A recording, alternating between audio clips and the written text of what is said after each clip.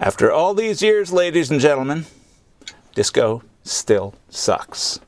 It's Throwback Chevy. Welcome to the program. My name is Michael Coughlan, your host. And today we throw back to 1993, my old heavy metal cable show known as the Metal Mike Show. And now the engine for this little program was firing on all cylinders at this time. I had a number of name artist interviews under my belt, and I was developing some good relationships with the record labels in Canada. And chief among those relationships was probably EMI, Capitol Records Canada. And they threw me some press with a band known as the Tea Party from Windsor, Ontario. They had an album out known as Spendor Solis, and I was already familiar with the Tea Party because they had played numerous occasions with a band I was very familiar with, Strange Days, and they have appeared right here on Throwback Chevy. Shannon Lyon, Mike Alviano, Larson Liebig, Paul Martin, and Dan Cornelius. In fact, the Tea Party had opened for Strange Days on numerous dates.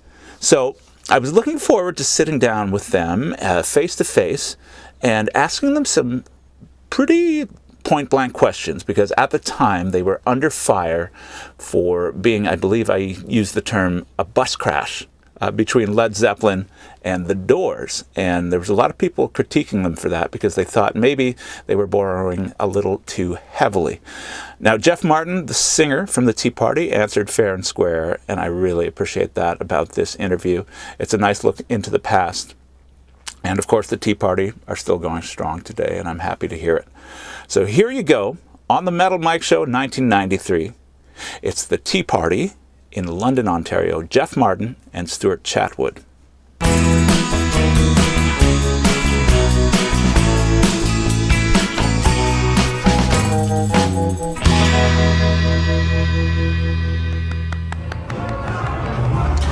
It's the Tea Party, ladies and gentlemen. I'm joined now by Stuart Chatwood on bass and Jeff Martin guitar and vocals. How are you guys doing? Very good. We're here at the Promised Land in London, where hours from now the Tea Party will be doing their thing live, and a great live show, by the way. I caught it in Kitchener and really enjoyed it.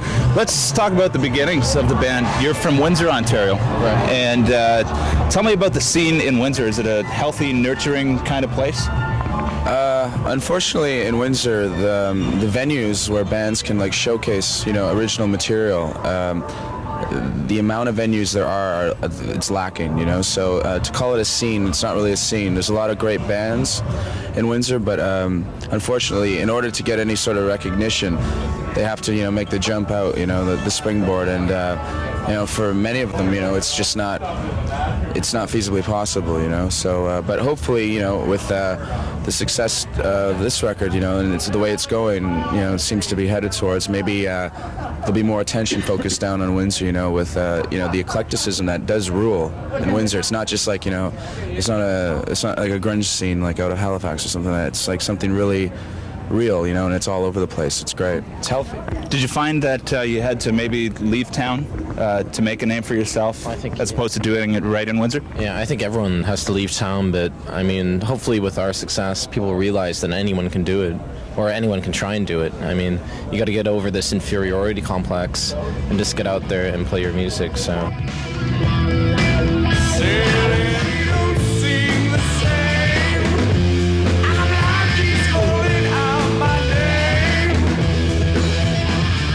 Now, from going with the independent to the major label debut, Spendor Solis, what was it like in terms of control and things like that? Did you lose anything? But you produced the record yourself, didn't you, with Glenn Robinson? Glenn engineered it, yeah. Right. Yeah, he engineered it. And no, I mean, we were allowed, we had basically free reins, to do what we wanted with the record. I mean, what happened initially was there was many record companies in Toronto that wanted to take on the band.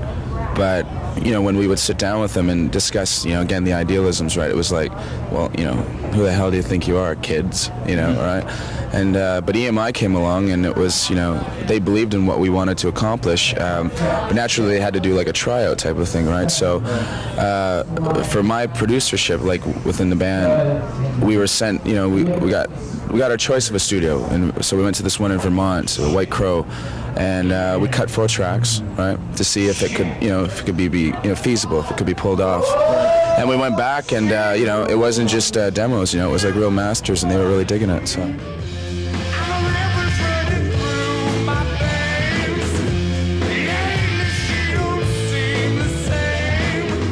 The single, The River, radio is playing the heck out of it right now. Already at this early stage, you're getting a lot of video airplay.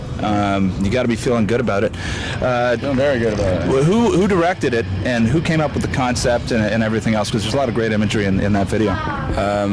The girl who directed it, her name was Floria Sigismundi, and she worked as well with 13 Engines for the More video.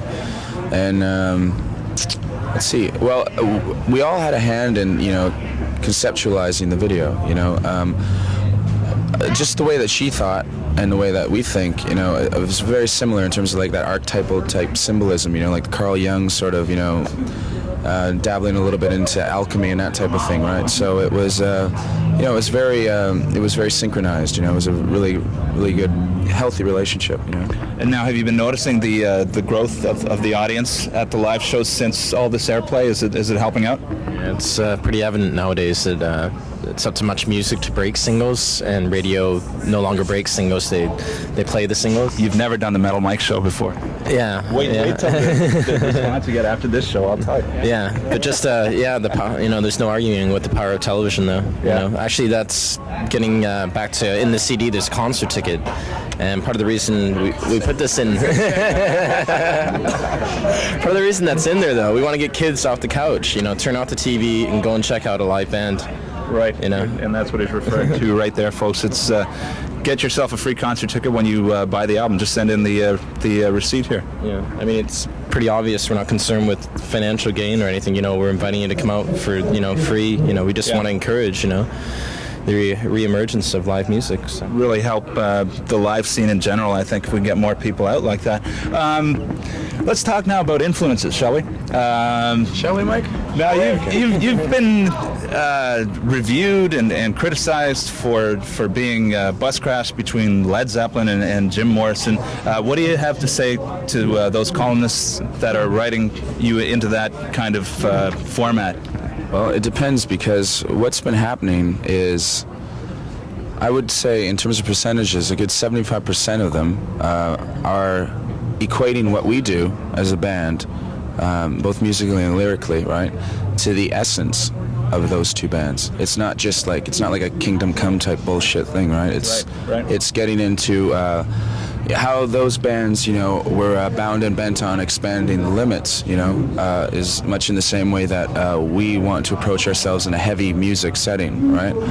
And so when we're compared to those bands in that light, it's the ultimate compliment. I mean, it's a hell of a lot fucking better than getting, compared to Bon Jovi or Def Leppard, right? I mean,